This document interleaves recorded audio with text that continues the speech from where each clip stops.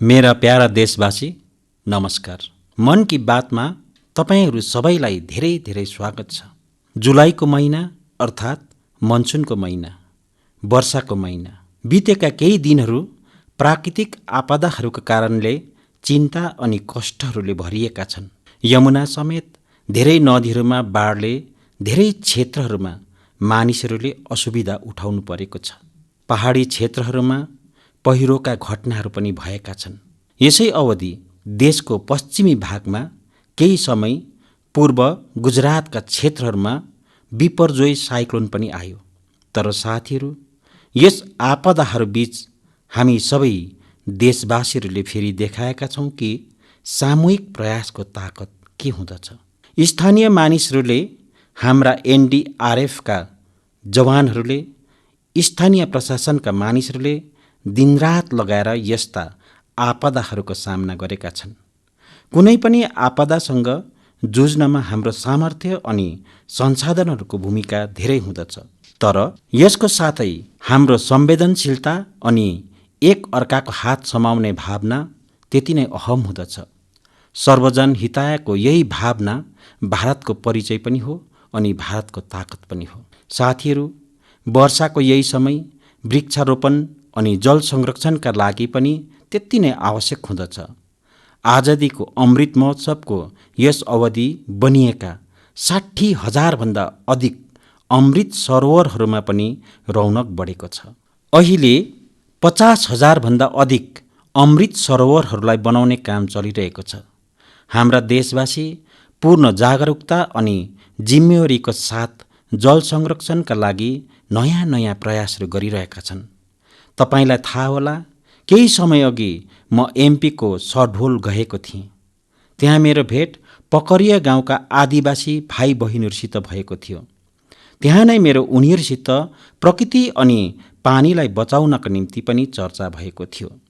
भर्खरै मलाई थाहा भएको छ कि पकरिया गाउँका आदिवासी भाइ बहिनीहरूले यसलाई लिएर काम सुरु गरिदिएका छन्। यहाँ प्रशासनको सहयोगद्वारा मानिसहरूले लगभग 100 कुवाहरूलाई वाटर रिचार्ज सिस्टममा परिवर्तन गरेका छन्। वर्षाको पानी अब ती कुवाहरूमा जाँदछ अनि कुवाहरूबाट यी पानी जमिनभित्र जाँदछ। यसले क्षेत्रको भूमिजल स्तरमा बिस्तारै सुधार ल्याउँदछ। अब सबै गाउँवासीहरूले सम्पूर्ण क्षेत्रका लगभग 800 कुवाहरूलाई रिचार्जका निम्ति उपयोगमा ल्याउने लक्ष्य बनाएका छन्। यस्तै नै एउटा उत्साहवर्धक खबर यूपीबाट आएको छ। केही दिन अघि उत्तर प्रदेशमा एक दिनमा 30 करोड बिरुवा लगाउने रेकर्ड बनाएका छन्। यस अभियानको सुरुवात राज्य सरकारले गरे, त्यसलाई पुरा त्यहाँका मानिसहरूले गरे।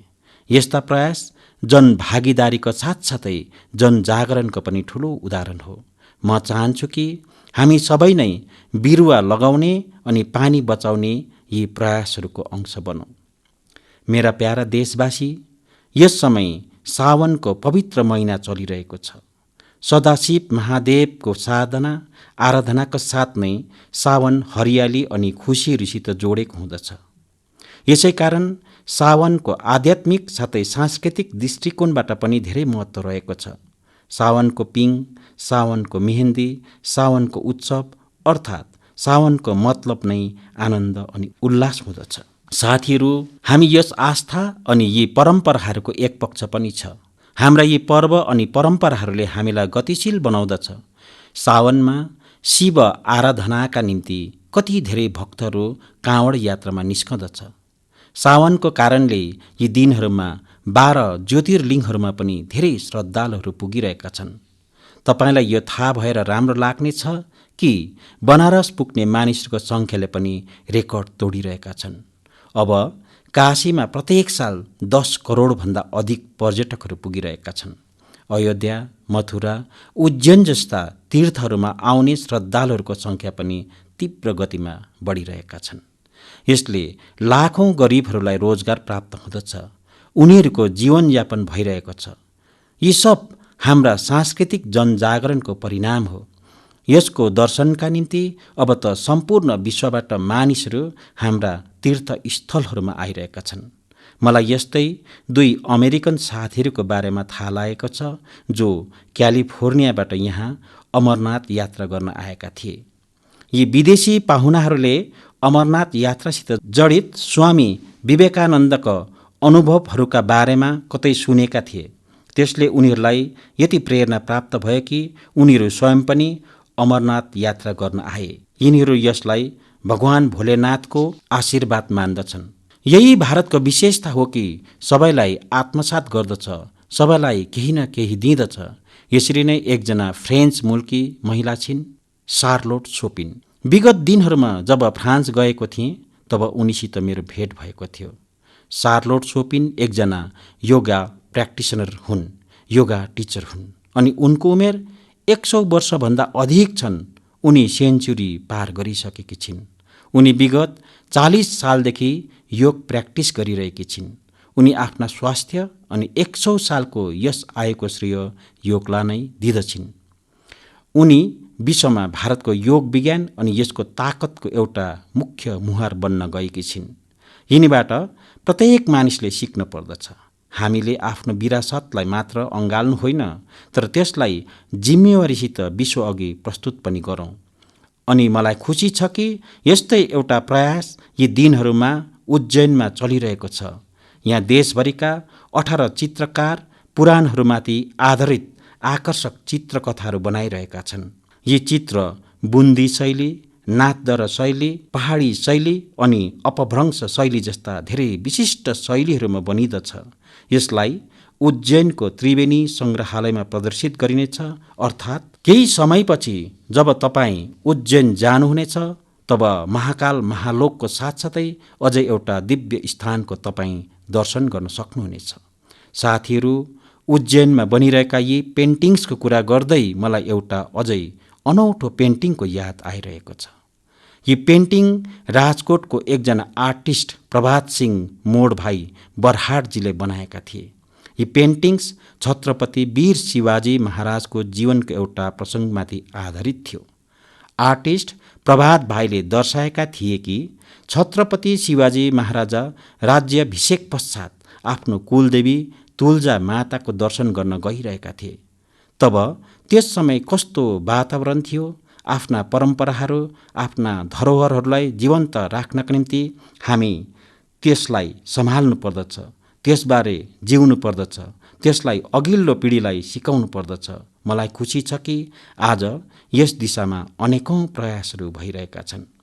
मेरा प्यारा देशवासी, धेरैपल्ट जब हामी इकोलोजी, फ्लोरा, फौना, बायोडाइभर्सिटी जस्ता शब्दहरू सुन्दछौँ तब केही मानिसहरूलाई लाग्दछ कि यो त स्पेसलाइज्ड सब्जेक्ट हो, यससित जोडिएका एक्सपर्ट्सको विषय हो।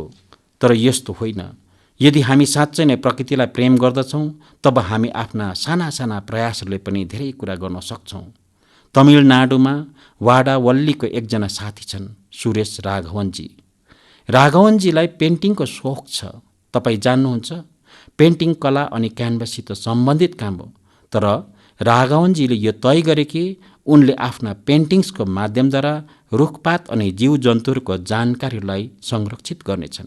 उनले भिन्न भिन्न फ्लोरा अनि फौनाका पेन्टिङ्स बनाएर त्यससित सम्बन्धित जानकारीहरूको डकुमेन्टेसन गर्दछन्। उनले अहिलेसम्म दर्जनौं यस्ता चराहरूको, पशुहरूको, अर्किड्सको पेन्टिङ्स बनाइसकेका छन् जुन विलुप्त हुने सङ्घारमा छन्। कलाको माध्यमद्वारा प्रकृतिको सेवा गर्ने यो उदाहरण साँच्चै अद्भुत छ।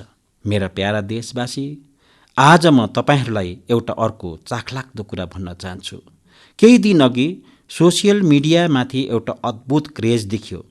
अमेरिकाले हामीलाई 100 भन्दा अधिक दुर्लभ अनि प्राचीन कलाकृतिहरू फिर्ता गरिदिएका छन्। यो खबर अघि आएपछि सोसियल मिडियामाथि यी कलाकृतिहरूलाई लिएर धेरै चर्चा भयो।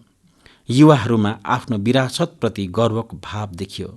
भारत फर्किएका यी कलाकृतिहरू 2500 सालदेखि लिएर 250 सालसम्म पुराना छन्। तपाईलाई यो थाहा भएर खुसी लाग्नेछ कि यी दुर्लभ चिजहरूको साइनो देशका भिन्न भिन्न क्षेत्रहरूसँग छन्। यी टेराकोट्टा, स्टोन, मेटल अनि काठको प्रयोगद्वारा बनाइएका छन्। यसमा केही त यस्ता छन् जसले तपाईलाई आश्चर्यचकित पार्दछ। तपाईँले यसलाई हेर्नुभयो भने हेरेकै हुनुहुन्छ। यसमा 11औं शताब्दीको एउटा सुन्दर स्यान्डस्टोन स्कल्पचर पनि तपाईँ देख्न पाउनुहुनेछ। यो नृत्य गरिरहेकी एउटा अप्सराको कलाकृति हो, जसको साइनो मध्य प्रदेशसित छ। चौल युगका धेरै मूर्तिहरू पनि यसमा समावेश छन्। देवी अनि भगवान मुरुगनका प्रतिमाहरू त 12औं शताब्दीका छन् अनि तमिलनाडुको वैभवशाली संस्कृतिसित जोडिएका छन्। भगवान गणेशको लगभग 1000 वर्ष पुरानो काँसको प्रतिमा पनि भारतलाई फिर्ता गरिदिएका छन्। ललितासनमा बसेका उमा महेश्वरको एउटा मूर्ति 11औं शताब्दीको भनिएका छन्, जसमा उहाँहरू दुवै नदीमा आसिन्छन्। ढुङ्गाहरूले बनिएका जैन तीर्थङ्करहरूका 2वटा मूर्तिहरू पनि भारत फर्किएका छन्। भगवान सूर्यदेवका 2वटा प्रतिमाहरूले तपाईँलाई मन्त्रमुक्त पार्दछन्। त्यसमध्ये एउटा स्यान्डस्टोनले बनिएको छ। फिर्ता गरिएका सामानहरूमा काठले बनिएका एउटा पैनल पनि छ, जसले समुद्र मन्थनको कथालाई अघि ल्याउँदछ। 16औं 17औं शताब्दीका यस प्यानलका सम्बन्ध दक्षिण भारतसित छ। साथीहरू, यहाँ मैले त धेरै कम्ती नाम लिएको छु, जबकि हेऱ्यौँ भने त यो लिस्ट धेरै लामो छ। म अमेरिकी सरकारलाई आभार प्रकट गर्न चाहन्छु, जसले हाम्रो यस अमूल्य धरोहरहरूलाई फिर्ता गरिदिएका छन्। 2016 अनि 2021मा पनि जब म अमेरिकाको यात्रामा थिएँ, त्यस समय पनि धेरै कलाकृतिहरू भारतलाई फिर्ता गरिएको थियो।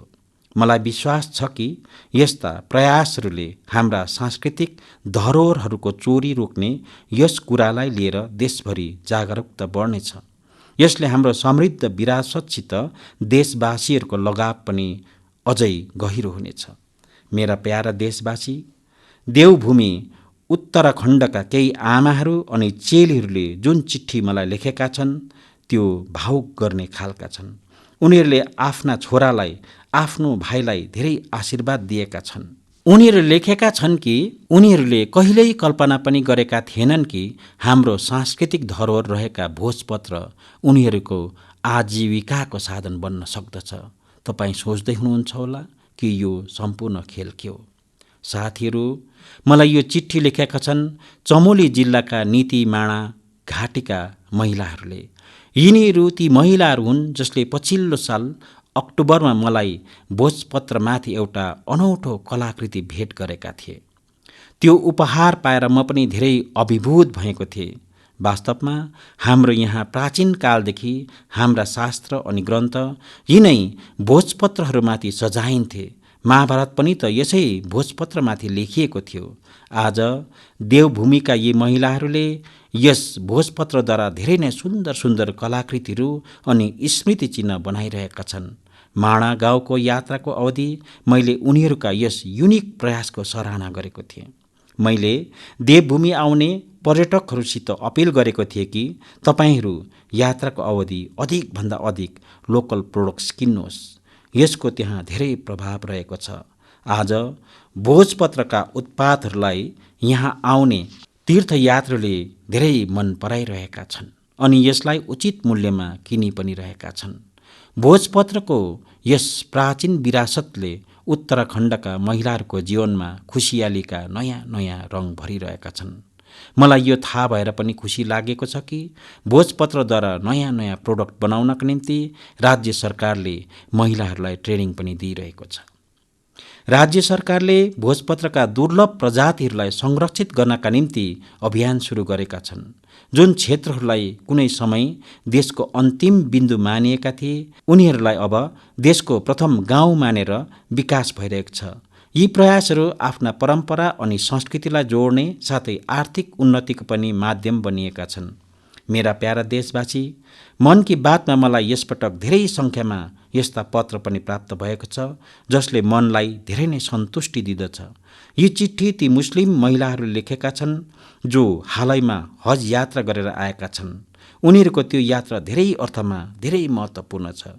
यी ती महिलाहरू हुन् जसले हज यात्रा बिना कुनै पुरुष सहयोगी वा मेहरम बिना पूरा गरेका छन् अनि यो सङ्ख्या 150 होइन तर 4000 भन्दा अधिक छन्। यो एउटा ठुलो परिवर्तन हो। पहिला मुस्लिम महिलाहरूलाई बिना मेहरम हज यात्रा गर्न अनुमति थिएन। म मन की बातको माध्यमद्वारा साउदी अरब सरकारको पनि हृदयबाट आभार प्रकट गर्दछु। मेहरम बिना हजमा जाने महिलाहरूको निम्ति विशेष रूपले विमेन कोअर्डिनेटर्स नियुक्ति गरिएको थियो। साथीहरू, गत केही वर्षहरूदेखि हज पोलिसीमा जुन परिवर्तन गरिएको छ त्यसको धेरै सराहना भइरहेको छ। हाम्रा मुस्लिम आमाहरू अनि दिदी बहिनीहरूले यसबारेमा मलाई धेरै कुराहरू लेखेका छन्। अहिले धेरभन्दा धेर महिलाहरूलाई हजमा जाने अवसर प्राप्त भइरहेको छ। हज यात्राबाट फर्किएका मानिसहरूले, विशेष गरी हाम्रा आमाहरू दिदी बहिनीहरूले पत्र लेखेर जुन आशीर्वाद दिएका छन् त्यो आफैमा धेरै प्रेरक रहेको छ। मेरा प्यारा देशवासी, जम्मू काश्मीरमा म्युजिकल नाइट्स होस्, हाई एल्टिट्युड्समा बाइक र्यालिज होस्, चण्डीगढको लोकल क्लब्स होस् अनि पन्जाबमा अत्यधिक स्पोर्ट्स ग्रुप्स होस्, यो सुनेर लाग्दछ कि इन्टरटेनमेन्टको कुरो भइरहेको छ, एडभेन्चरको कुरो भइरहेको छ। तर कुरो त अर्कै छ। यो आयोजन एउटा कमन कजसित सम्बन्धित छ अनि यो कमन कज हो ड्रग्सको विरुद्ध जागरुकता अभियान। जम्मू कश्मीरका युवाहरूलाई ड्रग्सबाट बचाउनका निम्ति धेरै इनोभेटिभ प्रयासहरू देख्न पाएका छौँ। यहाँ म्युजिकल नाइट, बाइक र्यालिज जस्ता कार्यक्रमहरू भइरहेका छन्। चण्डीगढमा यस मेसेजलाई स्प्रेड गर्नका निम्ति लोकल क्लब्सलाई यससित सम्बद्ध गराइएको छ। उनीहरू यसलाई VADA वादा क्लब्स भन्दछन्। VADA अर्थात् भिक्ट्री एगेन्स्ट ड्रग्स एब्युज। पन्जाबमा धेरै स्पोर्ट्स ग्रुप्स पनि बनाइएको छ जसले फिटनेसमा ध्यान दिने अनि नशा मुक्तिका निम्ति अवेरनेस क्याम्पेन चलाइरहेको छ। नशाको विरुद्ध अभियानमा युवाहरूको बढ्दो सहभागिता धेरै उत्साहवर्धक छ। यस प्रयासले भारतमा नशाको विरुद्ध अभियानलाई धेरै शक्ति दिँदछ। हामीले देशका भावी पिँढीलाई बचाउनु छ भने उनीहरूलाई ड्रग्सदेखि टाढा राख्नुपर्छ। यसै सोचसित 15 अगस्त 2020देखि नशामुक्त भारत अभियानको प्रारम्भ गरिएको थियो। यस अभियानसित 11 करोडभन्दा ज्यादा मानिसहरूलाई सम्बद्ध गराइएको छ। 2 सप्ताह पहिले मात्र भारतले ड्रग्सको विरुद्ध धेरै ठूलो कारबाही गरेको छ। ड्रग्सलाई नष्ट गर्ने अनौठो रेकर्ड पनि बनाएको छ। यस ड्रग्सको मूल्य 12,000 करोड रुपियाँ भन्दा पनि ज्यादा थियो। म उनीहरू सबैलाई सराहना गर्न चाहन्छु जसले नशा मुक्तिको यस श्रेष्ठ अभियानमा आफ्नो योगदान दिइरहेका छन्। नशाको आदत न केवल परिवार तर सम्पूर्ण समाजका निम्ति ठूलो तनावको कारण बन्दछ। यस्तोमा यो खतरा सधैँको निम्ति नामेट पार्न यसको निम्ति आवश्यक छ कि हामी सबै एकजुट भएर यस दिशामा अघि बढ्नुपर्छ। मेरा प्यारा देशवासी, जब कुरा ड्रग्स अनि युवा पिँढीको भइरहेको छ तब म तपाईहरूलाई मध्य प्रदेशको एउटा इन्स्पायरिङ जर्नीको बारेमा पनि बताउन चाहन्छु। यो इन्स्पायरिङ जर्नी हो मिनी ब्राजिलको। तपाईँ सोचिरहनु भएको होला कि मध्य प्रदेशमा मिनी ब्राजिल कहाँबाट आयो? यही नै त ट्विस्ट हो। MP को सढोलमा एउटा गाउँ छ बिचारपुर। बिचारपुरलाई मिनी ब्राजिल भनिन्छ। मिनी ब्राजिल यस कारणले किनकि यो गाउँ आज फुटबलका उदीयमान प्रतिभाहरूको गढ बनेको छ। जब केही सप्ताह पहिले म सढोल गएको थिएँ तब मेरो भेट त्यहाँ यस्ता अनेक फुटबल खेलाडीहरूसित भएको थियो। मलाई लाग्यो कि यसबारेमा हाम्रा देशवासीहरूलाई अनि विशेष गरेर युवा साथीहरूलाई अवश्य बताउनु पर्दछ। साथीहरू, बिचारपुर गाउँ मिनी ब्राजिल बनिने यात्रा 2-2.5 दशक पहिले सुरु भएको थियो। त्यस समय बिचारपुर गाउँ अवैध रक्सीका निम्ति बदनाम थियो, नशाको बन्धनमा थियो। यस वातावरणले सबभन्दा बेसी हानि यहाँका युवाहरूलाई भइरहेको थियो। एकजना पूर्व नेसनल प्लेयर अनि कोच रइस अहमदले यी युवाहरूको प्रतिभालाई चिने। रइसजीसित संसाधन धेरै थिएन तर उनले पूर्ण लगनसित युवाहरूलाई फुटबल सिकाउन प्रारम्भ गरे। केही वर्षभित्रमा नै यहाँ फुटबल यति पपुलर बन्यो कि बिचारपुर गाउँको परिचय नै फुटबलबाट हुन थाल्यो। अब यहाँ फुटबल क्रान्ति नाममा एउटा प्रोग्राम पनि चलिरहेको छ। यस प्रोग्राम मार्फत युवाहरूलाई यस खेलसित आबद्ध गराइन्छ अनि उनीहरूलाई ट्रेनिङ दिइन्छ। यो प्रोग्राम यति सफल बन्यो कि बिचारपुरबाट नेसनल अनि स्टेट लेभलका 40भन्दा ज्यादा खेलाडीहरू निस्किएका छन्। यो फुटबल क्रान्ति अब बिस्तार बिस्तार सम्पूर्ण क्षेत्रमा फैलिरहेको छ। सढोल अनि यसका नजिकका धेरै ठूलो क्षेत्रमा 1200 भन्दा ज्यादा फुटबल क्लब बनिसकेका छन्। यहाँबाट धेरै ठूलो संख्यामा यस्ता खेलाडीहरू निस्किरहेका छन् जो नेसनल लेभलमा खेलिरहेका छन्। फुटबलका धेरै ठूला पूर्व खेलाडी अनि कोचले आज यहाँ युवाहरूलाई ट्रेनिङ दिइरहेका छन्। तपाईहरू सोच्नुहोस्, एउटा आदिवासी क्षेत्र जसलाई अवैध रक्सीका निम्ति चिनिन्थ्यो, नशाका निम्ति बदनाम थियो, त्यो अब देशको फुटबल नर्सरी बनेको छ। यसैले त भनिन्छ, जहाँ चाह वहाँ राह। हाम्रो देशमा प्रतिभाहरूको कमी छैन। आवश्यकता त छ उनीहरूलाई चिन्ने अनि दक्ष बनाउने। त्यसपछि यिनै युवाहरूले देशको नाम रोशन पनि गर्नेछन् अनि देशको विकासलाई दिशा पनि दिनेछन्। मेरा प्यारा देशवासी, स्वतन्त्रताको 75 वर्ष पूरा भएको अवसरमा हामी सबैले पूर्ण उत्साहपूर्वक अमृत महोत्सव मनाइरहेका छौँ। अमृत महोत्सवको समयमा देशमा लगभग 2 लाख कार्यक्रमहरूको आयोजना गरियो। यी कार्यक्रमहरू एकभन्दा अर्को रङहरूले सजिएका थिए, विविधताले भरिएका थिए। यी आयोजनहरूको एउटा सुन्दरता यो पनि रह्यो कि यसमा रेकर्ड सङ्ख्यामा युवाहरूले अंशग्रहण गरे। यस समय हाम्रा युवाहरूलाई देशका महान विभूतिहरूको बारेमा धेरै कुरा जान्ने अवसर प्राप्त भयो। पहिले केही महिनाहरूको मात्र कुरा गर्यौं भने पनि जनसहभागितासित सम्बद्ध धेरै मनोरञ्जक कार्यक्रमहरू देख्न पायौं। यस्तैमा एउटा कार्यक्रम थियो दिव्याङ्ग लेखकहरूका निम्ति राइटर्स मिटको आयोजन। यसमा रेकर्ड सङ्ख्यामा मानिसहरूको सहभागिता देखियो। त्यहीं आन्ध्र प्रदेशको तिरुपतिमा राष्ट्रिय संस्कृत सम्मेलन आयोजन भयो। हामी सबैले जान्दछौँ कि हाम्रो इतिहासमा किल्लाको फोर्सको कति महत्त्व रहेको छ। यसलाई देखाउने किसिमको एउटा क्याम्पेन किले और कहानियाँ अर्थात् फोर्ससित सम्बन्धित कथाहरू पनि मानिसले खुब मन पराए। साथीहरू, आज जब देशमा चारैतिर अमृत महोत्सवको चर्चा छ, 15 अगस्त नजिकै छ, तब देशमा एउटा अर्को ठूलो अभियानको प्रारम्भ हुन लागेको छ। शहीद वीर वीरङ्गनाहरूलाई सम्मान दिनका निम्ति मेरी माटी मेरा देश अभियान प्रारम्भ हुनेछ। यस अन्तर्गत देशभरमा हाम्रा अमर बलिदानीहरूको स्मृतिमा अनेक कार्यक्रम आयोजित गरिनेछ। यी विभूतिहरूको स्मृतिमा देशका लाखौं ग्राम पञ्चायतहरूमा विशेष शिलालेख पनि स्थापना गरिनेछ। यस अभियान अन्तर्गत देशभरमा अमृत कलश यात्रा पनि निकालिनेछ। देशका गाउँ गाउँबाट कुना कुनाबाट 7500 कलशहरूको माटो लिएर यो अमृत कलश यात्रा देशको राजधानी दिल्ली पुग्नेछ। यस यात्रामा आफूसित देशका अलग अलग क्षेत्रबाट बिरुवा लिएर पनि आउनेछन्। 7500 कलशमा आएका माटो अनि बिरुवाहरूलाई मिलाएर फेरि नेसनल वार मेमोरियलको छेउमा अमृत बाटिकाको निर्माण गरिनेछ।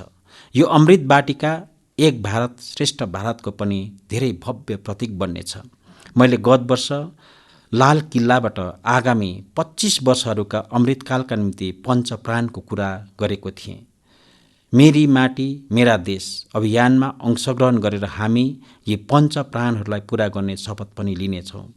तपाईहरू सबैले देशको पवित्र माटोलाई हातमा लिएर शपथ लिँदै गरेको आफ्नो सेल्फीलाई yuva.gov.in मा अवश्य अपलोड गर्नुहोस्। गत वर्ष स्वतन्त्रता दिवसको अवसरमा हर घर तिरङ्गा अभियानका निम्ति जसरी सम्पूर्ण देश एकसाथ आएका थिए, त्यसरी नै हामीले यसचोटि पनि फेरि हर घर तिरङ्गा फहराउनु पर्नेछ अनि यस परम्परालाई निरन्तर अघि बढाउन पर्नेछ। यी प्रयासहरूबाट हामीलाई आफ्ना कर्तव्यहरूको बोध हुनेछ। देशको स्वतन्त्रताका निम्ति दिइएका असंख्य बलिदानहरूको बोध हुनेछ। स्वतन्त्रताको मूल्यको अनुभूति हुनेछ। यसैले प्रत्येक देशवासीहरू यी प्रयासहरूसित अवश्य आबद्ध हुन पर्नेछ। मेरा प्यारा देशवासी, मन की बातमा आज बस यति नै। अब केही दिनमा नै हामी 15 अगस्त स्वतन्त्रताको यो महान पर्वको भागीदार बन्नेछौँ। देशको स्वतन्त्रताका निम्ति मरिमेट्नेहरूलाई सदैव सम्झनामा राख्नुपर्नेछ। हामी उनीहरूका सपनालाई साकार गराउनका निम्ति दिनरात परिश्रम गर्नुपर्नेछ अनि मन की बात देशवासीका यसै परिश्रमलाई उनीहरूका सामूहिक प्रयासहरूलाई अघि ल्याउने एउटा माध्यम हो। आगामी दिनमा केही नयाँ विषयहरूका साथमा तपाईहरूसित साक्षात्कार हुनेछ। धेरै धेरै धन्यवाद। नमस्कार।